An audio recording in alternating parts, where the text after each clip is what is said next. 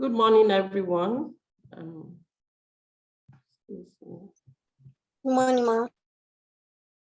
Thank you.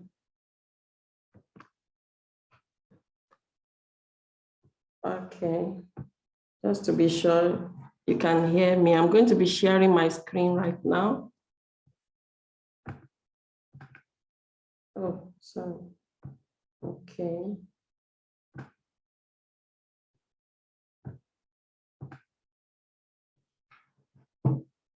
Today we are going to be discussing transformers and conclude it. We'll continue with the discussion on transformers and try to conclude it today and go on to another topic. So if the transformers, like we said last lecture, that many transformers are usually of much efficiency. So if the transformer is 100% efficient, for instance, that means that there is no energy loss, or there are no energy losses. So what does it imply? It implies that power output is equal to power input is equal to power output. And since the formula for power is given as IV, this, let me pick my pointer. Okay. This is the formula for power. So if we say power input equals to power output, we had this last lecture.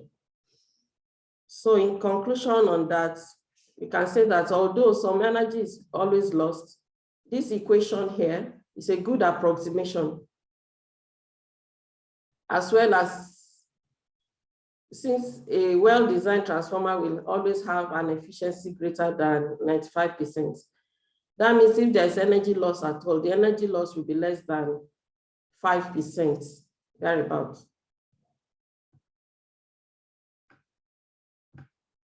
So we'll go on to the next slide. So if we assume this ideal case, the equation, this equation will hold, assuming the ideal case of power input equals power output. This equation will hold. So in summary, we have this equation, this ideal relationship between transformer voltage and current. Transformer voltage and current. And this is referred to as equation 1. This is equation 2. And these equations will be useful in solving some problems under transformers, as we'll see shortly.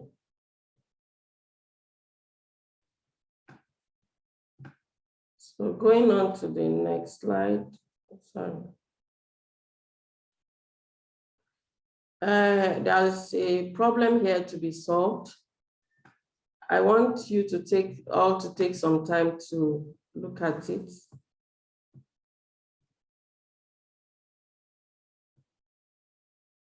Okay.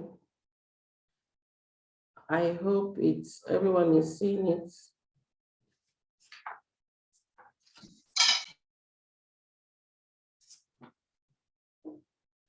It says an ideal 600 watts transformer has 50 turns on its primary coil and 100 turns on its secondary coil. A, is this transformer a step up, or 2 step down arrangements? B, if the primary coil is connected to a 120 volt source, what are the output voltage and current of this transformer? So in solving A says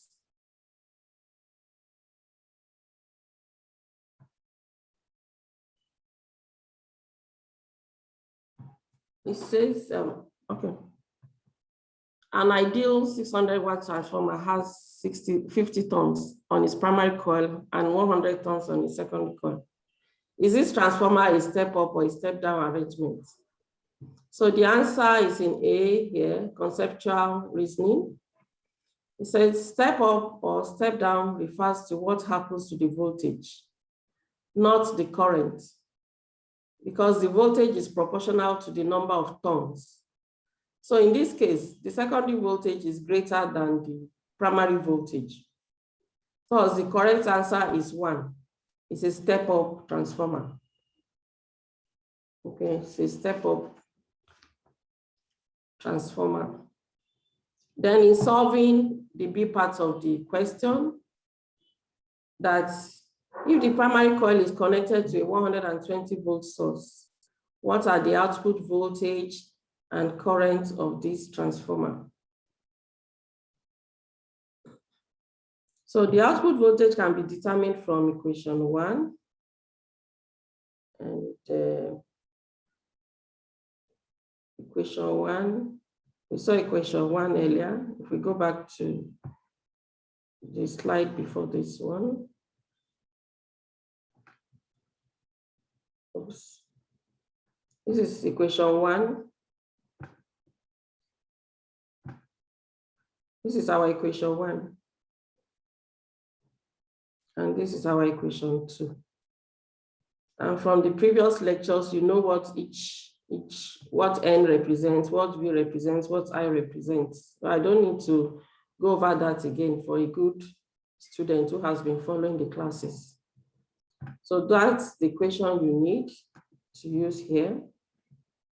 So it says the secondary voltage can be found using equation 1 with a turn ratio of 2, because the number of turns for the secondary is equal to 2 times the number of turns for the primary. So when you impute those values, you get this as your solution. Because the primary voltage is 120 volts, and the number of turns for secondary is 100 turns. This is 50.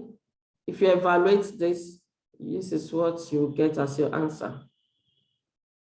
So if the transformer is ideal, then the input power, let me pick my, okay. I'm here. If the transformer is ideal, there is really no ideal case, as you will see shortly, with transformers, you know, because of some few reasons, which we are going to discuss today. But assuming the transformer is ideal, then the input power equals the output power. On the primary side, the input power is P equals to IV, equals to 600 volts. So the input current must be IP equals to 600 over VP. If you make IP the subject of the formula in this equation, this is what you have. And when you evaluate, you have 5 amperes. So because the voltage is stepped up by a factor of 2, the output current should be stepped down by a factor of 2. So from equation 2, we have this. From equation 2, I is equals to NP over 2 equals to times the current, primary current, and you have this as the secondary current. So this is a typical example of the application of all the formulas or formulae you have come across under transformers. So there are many more examples in textbooks that you can practice with. Let's go on to the next slide. So I said that there are some reasons why transformers are less ideal. Okay, there are reasons why transformers are less than ideal, sorry. The first point is that there is usually a flux leakage, you know? That is, not all the flux passes through the secondary coil. There's usually a flux leakage. So in some transformer designs, one of the insulated coils is usually wound directly on top of the other. That's like an interlocking system.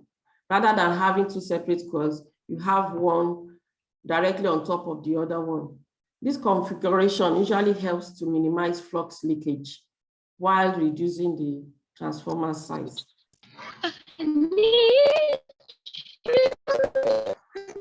Please mute yourself. Please rest with.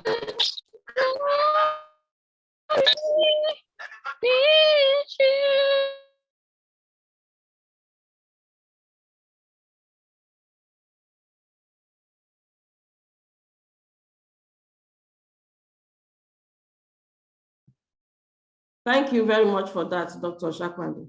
God bless you. So, as I was saying, there's an arrangement, there's a way the transformers will be arranged such that the flux leakage will be reduced. It will be reduced or minimized. So the second one is that the alternating current in the primary means that there is a change in magnetic flux through those coils. In turn, this gives rise to an induced EMF in the primary, as we discussed last lecture. And this is called self-induction. So by Lenz's law, the second point here, by Lenz's law, the self-induced EMF in the primary coil will oppose the change in current and thus limit the primary current. And this arrangement is usually similar to the back EMF in a motor, that opposes the change in current. So that's another reason why transformers are less than ideal, because of the self-induced EMF in the primary coil, that we always oppose the change in current. So another point or another factor why transformers, or another reason why transformers are less ideal is because of what we call Joule heating. That's power losses. I squared R is equal to power. And due to the resistance of the wires, and we might say, what is Joule heating? Joule heating involves passing an electric current through a resistance to generate heat. You pass electric current through a resistance to generate heat. So Joule heating, due to the resistance of the wires, can make a transformer not to be ideal. And the last point is the effect of induction in the core material.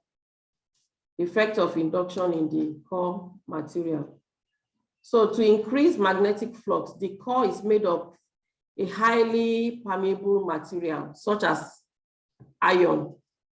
Last time we talked about iron core. So that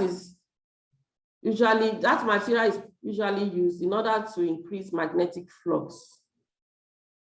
But such materials are also good conductors.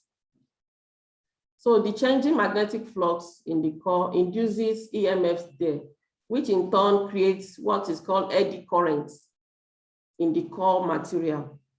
So these eddy currents can cause energy loss between the primary and the secondary by hitting the core, okay? So in order to reduce this loss of energy due to eddy currents, transformer cores are made of thin sheets of materials.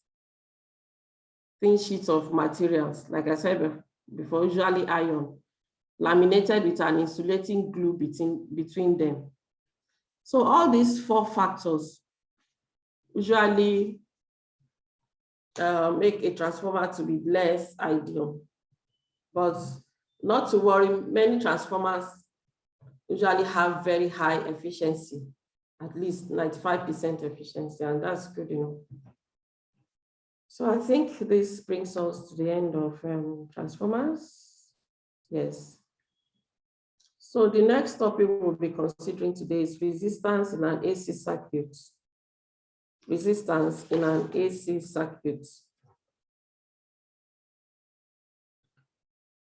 Resistance in an AC circuit. An AC circuit contains an AC voltage source, e.g., a small generator or a household input socket, things like that. Household outlets. So, and one or more elements. I'll take that again. An AC circuit contains an AC voltage. AC means alternating current. AC is alternating current. So an alternating current, but from now on we refer to it as AC. So you know what AC means. So an AC circuit contains an AC voltage source. For example, a small generator or a household outlet, that's an AC voltage source, and one or more elements. So an AC circuit with a single resistive element is shown in this figure. It's shown in this figure here, This is an AC circuit with a single resistive element. So the AC source here delivers a sinusoidal voltage to this circuit consisting of a single resistor. This is a single resistor. So the voltage across and current in the resistor vary sinusoidally at the frequency of the applied AC voltage. So hence we have this equation. Let's look at the next slide.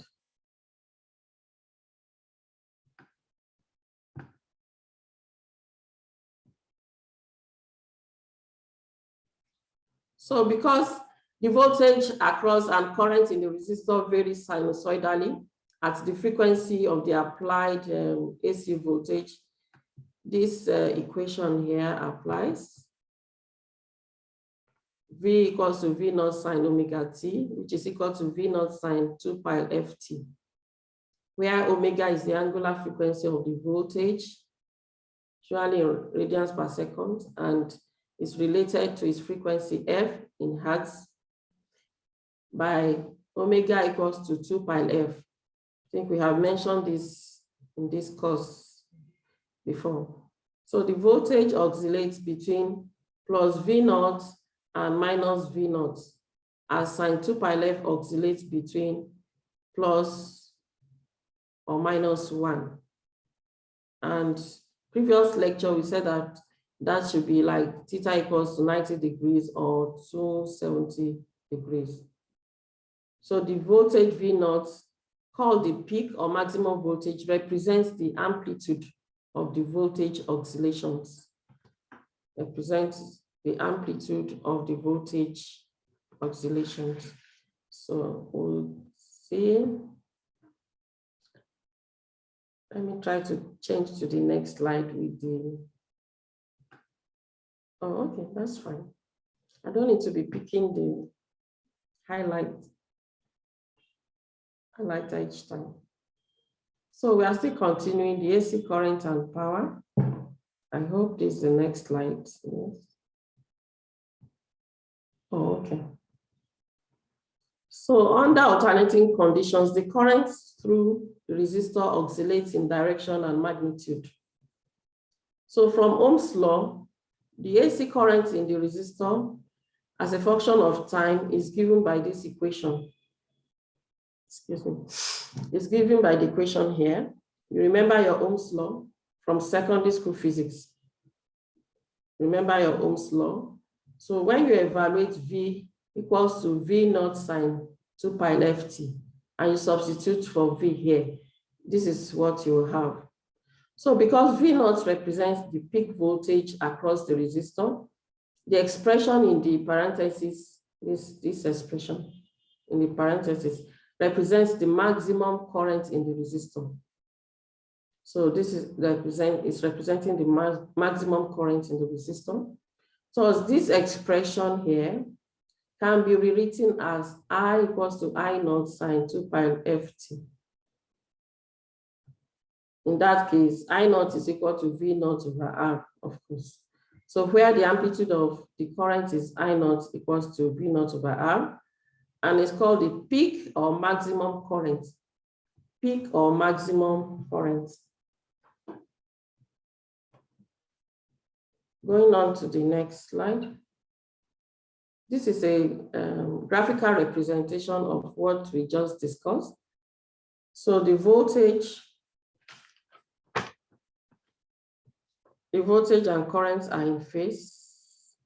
And this is showing a purely resistive, this occurs in a purely resistive AC circuit. So in a purely resistive AC circuit, the voltage and currents are in step or are in phase. They are in step or in phase. And both of them, the figure shows both currents and voltage as functions of time for a resistor. As functions of time for a resistor. So note that they are in step or in phase. And what do we mean when we say that something is in step or in phase? It means that both reach their zero minimum and maximum values at the same time. Both of them will reach their zero, their minimum and maximum values at the same time. So the current oscillates and takes on both positive and negative values. Just a moment, excuse me, 1 minute.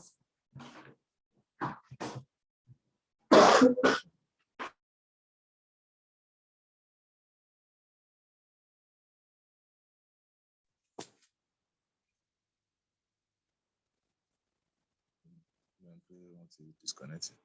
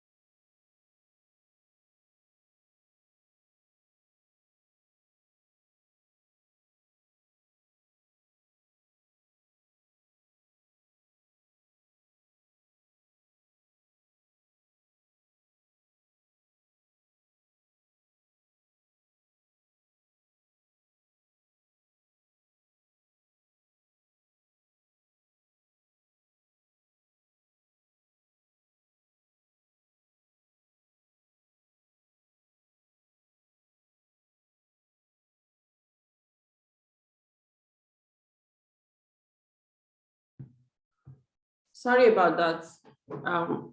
I'll share my screen again.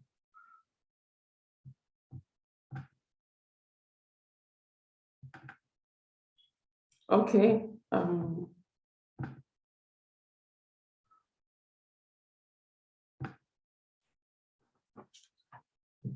So I was trying to explain this before I took permission. I took permission from you to do something. To actually get a cup of water. So what did we say? We said that when they are in phase, when the current and the voltage are in phase, it means that both reach their zero minimum and maximum values at the same time. So the current, okay, I was saying that the current oscillates and takes on both positive and negative values, indicating its directional change during each cycle. So in this place, the average current is zero. I think that's in the next slide. Let me see.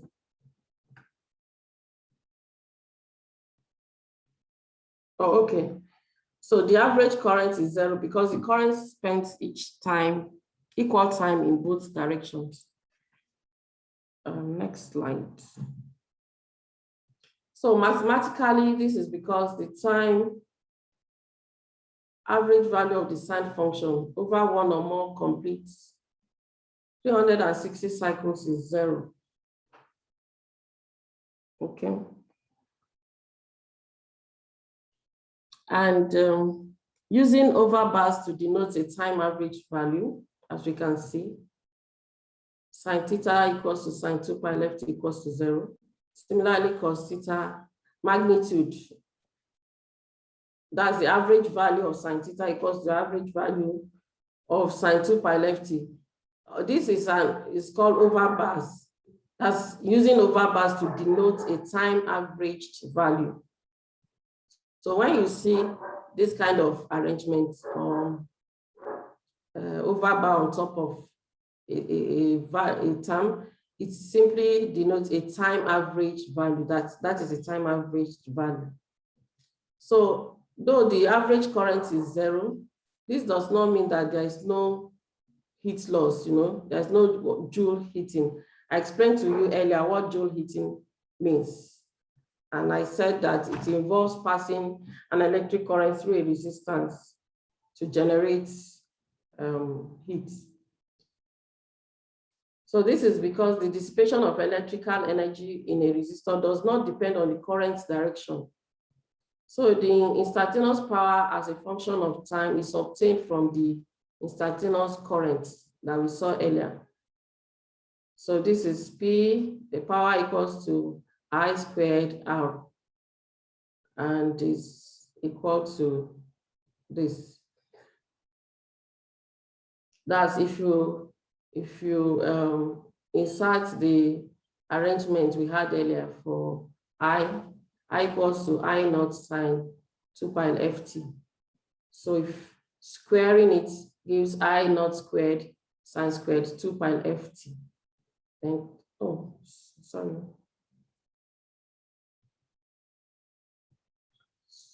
So though the current changes sign, the square of the current I squared is always positive. It's always positive. Thus, the average value of I squared R is not 0. So take note of that, it's not 0. Then the average or mean value of I squared is given by this equation here. So the magnitude of I squared and equals to I naught sine squared 2 pi left t equals to I squared sine squared 2 pi left t. So using the trigonometric identity, sine squared theta equals to half into 1 minus 2 cos 2 theta. You must have come across this in your maths 1, secondary school mathematics, yes. I think from secondary school, you begin to do trigonometry.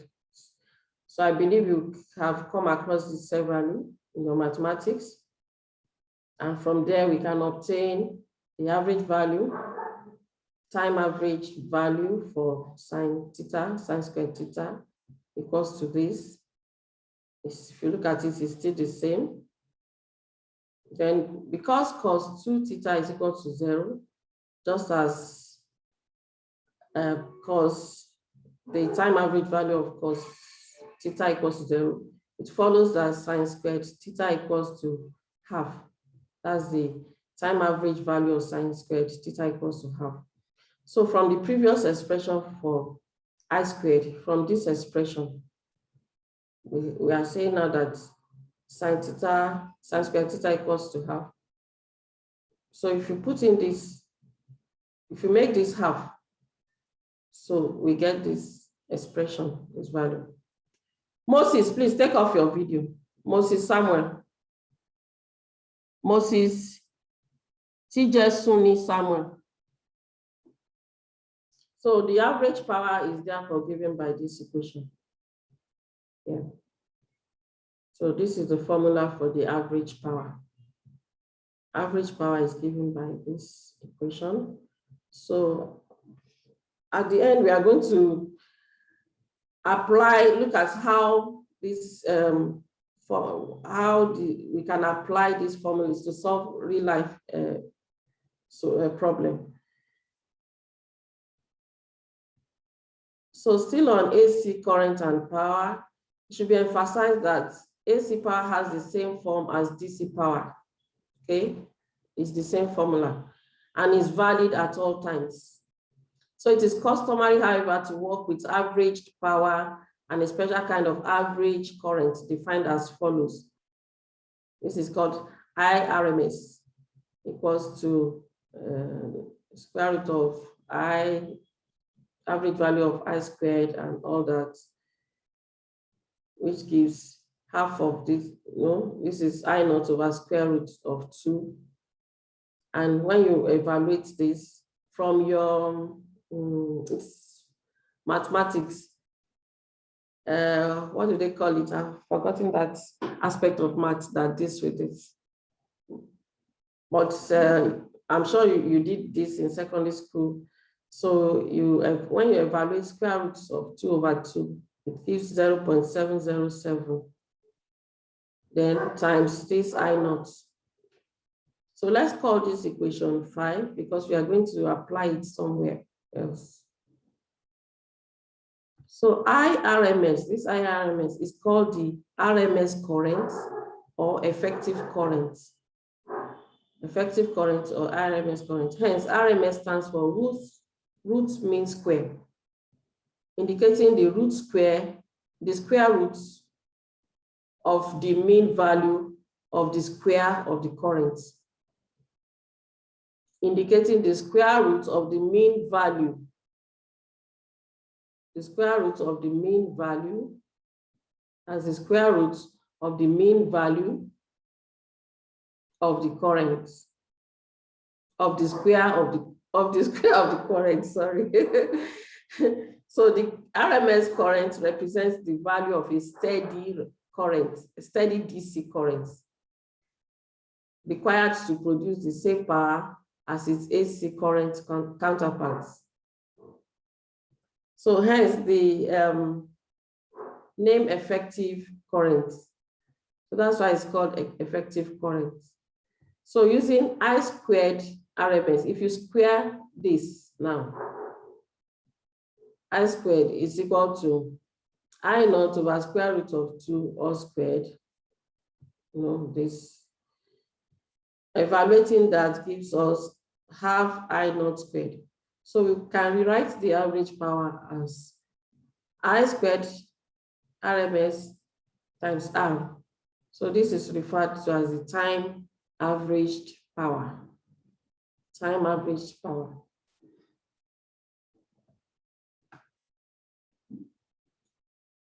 So the, excuse me, the average power is just the time varying or oscillating power averaged over time. So using this graph to explain power variation with time in a resistor, we see that although both current and voltage oscillate in direction or sign, their products or the power is always positive. Power is always positive. It's always a positive oscillating quantity, It's always a positive oscillating quantity. So the average power is 1/2 the peak power. The average power is 1/2 the peak power. And this is the peak power, P naught, okay? So P average power is equal to half times P naught. So that's just to show you the graphical representation of. Then, so on AC voltages now, AC voltages, the peak values of voltage and current for a resistor are related by this. We keep seeing this over and over again. And what does this remind you? It reminds you of Ohm's law. So using a development similar to that of RMS current, we define the RMS voltage or effective voltage as this: VRMS equals to V naught over square root of 2. And when it is evaluated, you have this. So for resistors under AC conditions, then these relationships can be used as long as we realize that the quantities represent RMS values. Thus, for AC situation involving only a resistor, the relationship between RMS values of current and voltage is RMS equal to I RMS times the resistance.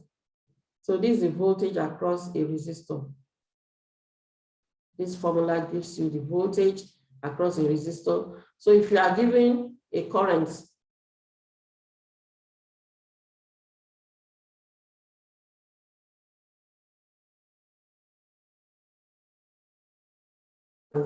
then you can just multiply them together and get the voltage across the resistor. So when you combine this equation and equation 6 that we saw earlier, let's see, equation 6, that's the equation for the time average power, this equation. If you combine this equation and this equation together, this is what you are going to have. You have I squared R, I RMS times V RMS is equal to this.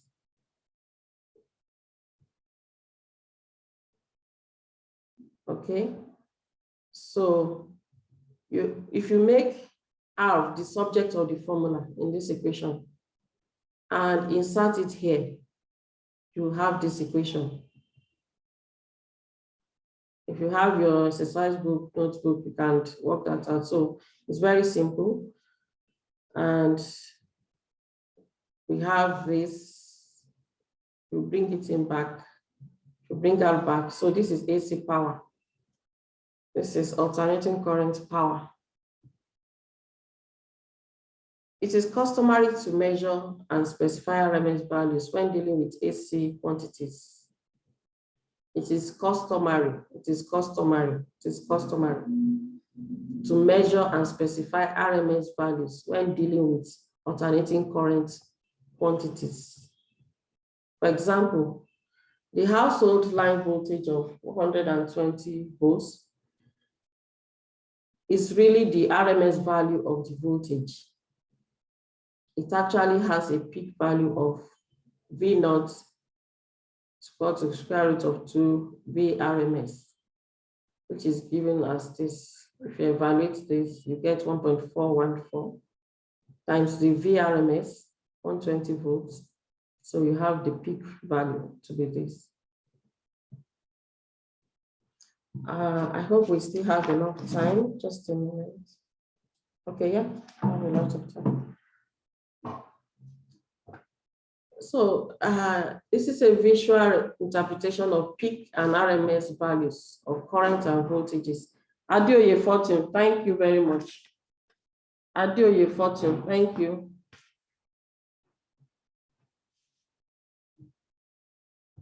So the root mean square RMS current and voltage is shown here.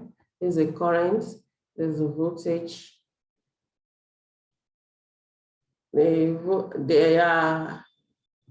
So this is the peak current here. This is the RMS value. IRMS is equal to 0.707 I naught, as we saw in equation, one of the equations. So the voltage are these and these, or these times the peak maximum values. The same thing applies here. This is the peak maximum value, this is the maximum value, times 0.707. That's the VRMS. So there is a typical question here. There's a typical question here, which I would like you to use the formula to try and solve this question. So I would like you to write down this question. I'll give you enough time to write down the question, because it looks to me like this is the last slide. I'll give you like 5 minutes to work it out, then I can give you the solution. So a lamp with a 60-watt bulb is plugged into a 120 volt outlet. A, what are the RMS and peak currents through the lamp? B, what is the resistance of the bulb under these conditions? Let everybody write this down. We are going to do it now as classwork and send your solution as a message, or your solutions as as messages, whatever. So there are hints to how to solve the question, the problem. For the A part that says, what are the RMS and peak currents through the lamp? This is the solution comes from equation 9. Because the average power and RMS voltage are known, we can find the RMS current from equation 9. And which one is equation 9? If we go back, this is equation 9. So you can write it down. Write down this equation. Write it down. So this is for AC power. Then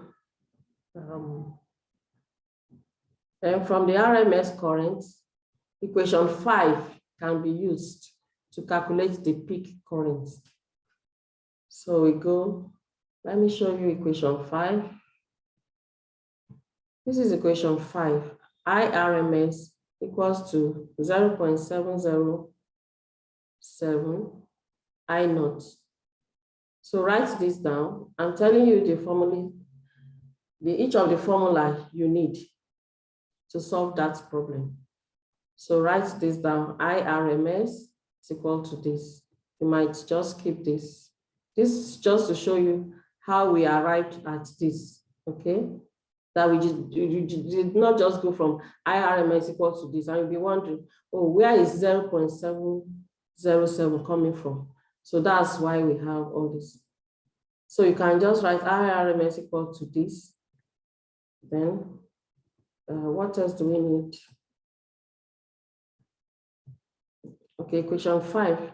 You use equation 5 to calculate your peak current. Then the second question says, what is the resistance of the bulb under these conditions? What is the resistance of the bulb? You know, having all these equations is just for problems to be solved, to use them to solve problems like this. Okay.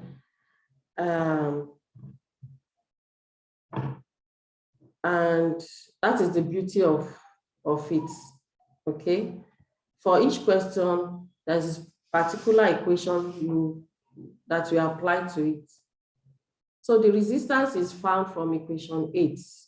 The resistance you are asked to calculate here can be found in equation 8. And which one is equation 8? This is equation 8. VRMS is equal to IRMS times R, which is the voltage across a resistor. So you write down this equation, and that's what you are going to use to solve the B part of the question. So having given you everything you need, all the equations you need to solve the problem, the average power is given as 60 watts. This is the average power.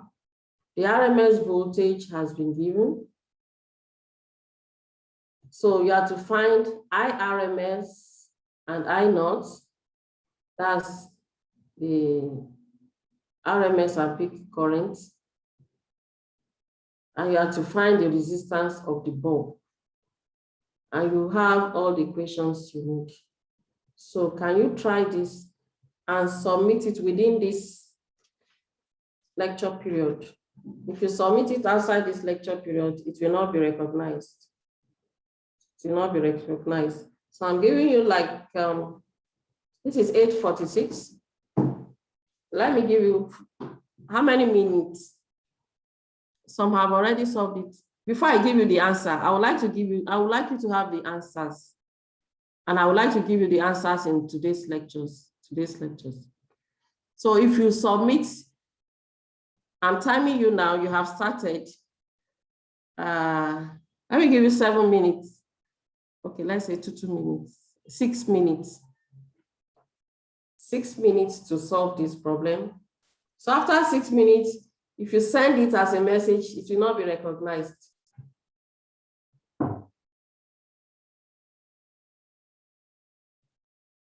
And if you have any questions, send the questions as messages send the questions as messages because of time, we might not be able to start taking questions on this platform.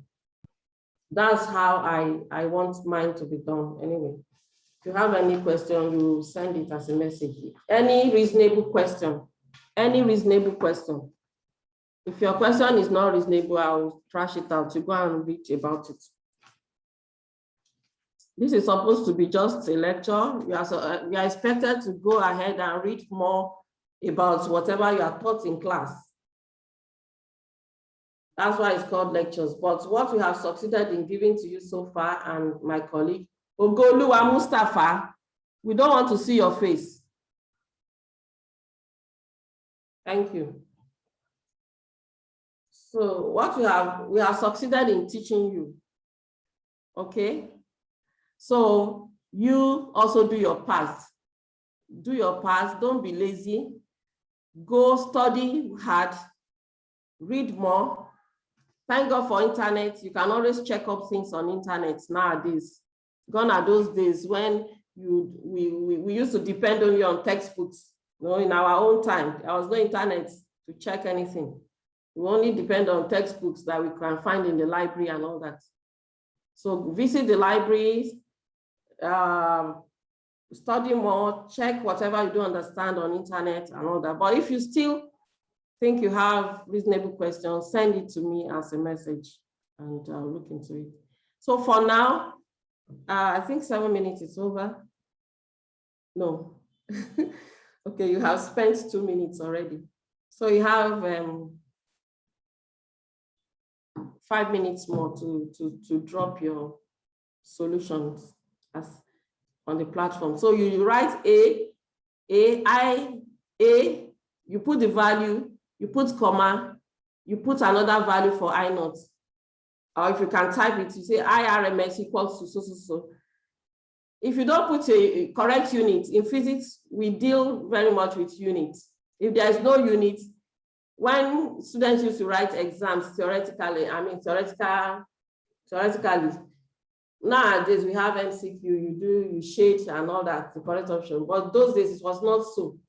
You have to go to the example and prove this, some of these equations formally. You have to write them out, but now you just send your answer. So if you don't put the correct unit, you will not have the, it will not be seen as the correct answer.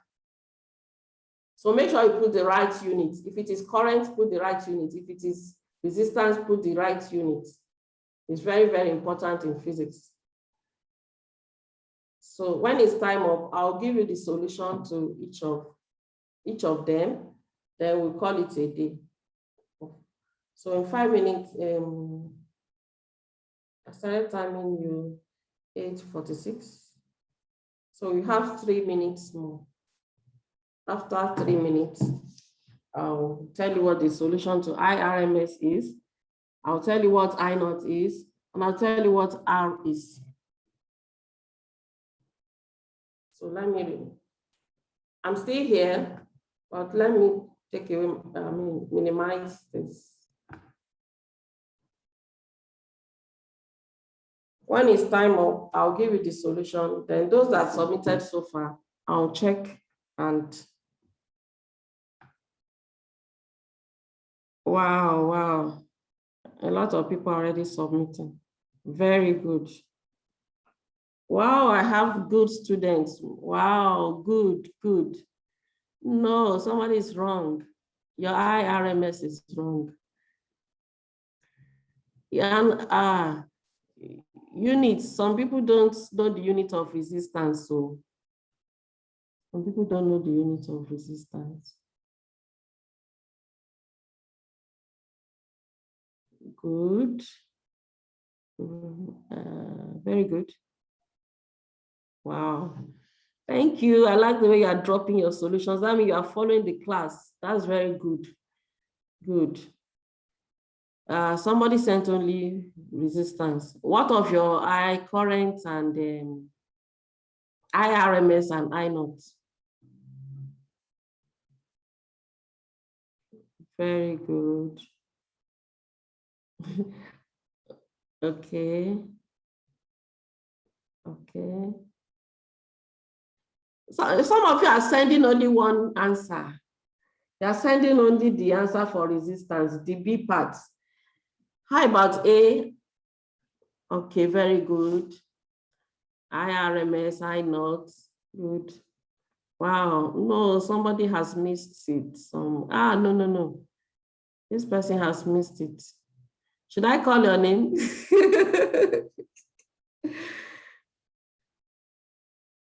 Let me not.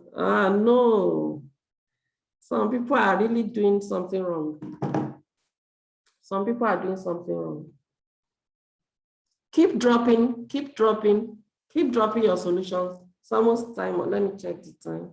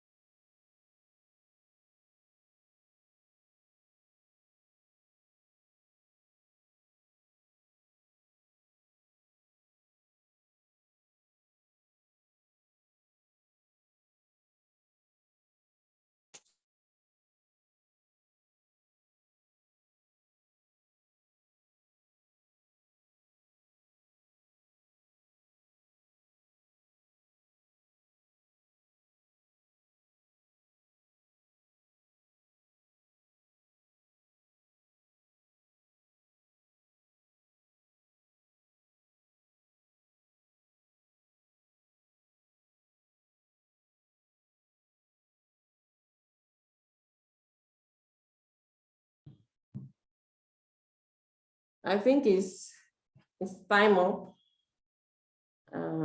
It's time up now. So I'll give you the solution. Stop submitting, no. It's time up. So IRMS, please write it down. Write it down. IRMS is 0.50 amperes. 0.50 amperes. That's your IRMS. A lot of you got it. Wow. Good.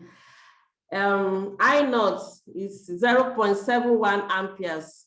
0.71 amperes.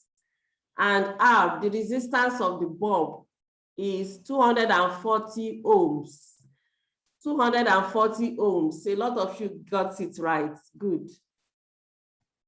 Abraham, you did not get your IRMS correctly, so you do that. So it's been good having this class with you today. I wish you the very best in your studies, and have a beautiful Independence Day celebration tomorrow. And see you on Monday by the grace of God. Please keep safe and all the best. Dr. Shakwande, do you have any announcements? If there is none.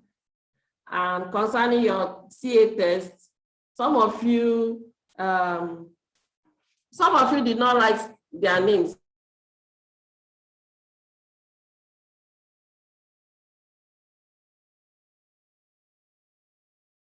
Number your department. Even primary school students, they write their names on their scripts. So thank you, Marianne Ojebola. Jeez. Thank you for your message. All right, have a good weekend, and bye-bye, everyone.